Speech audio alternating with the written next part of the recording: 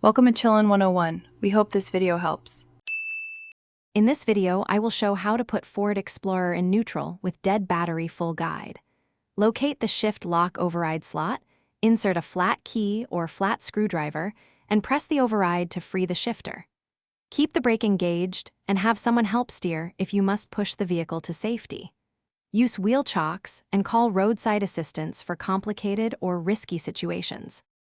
Before you touch the shifter, take a moment to prepare for safety and efficiency.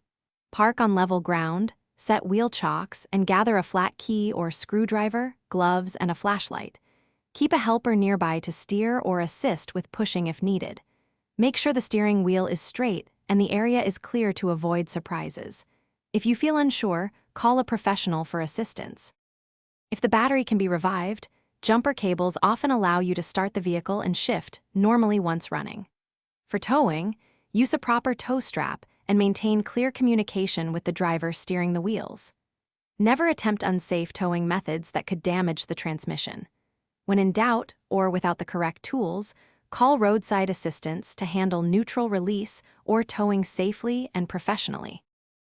Thanks for watching. Consider subscribing if we helped you.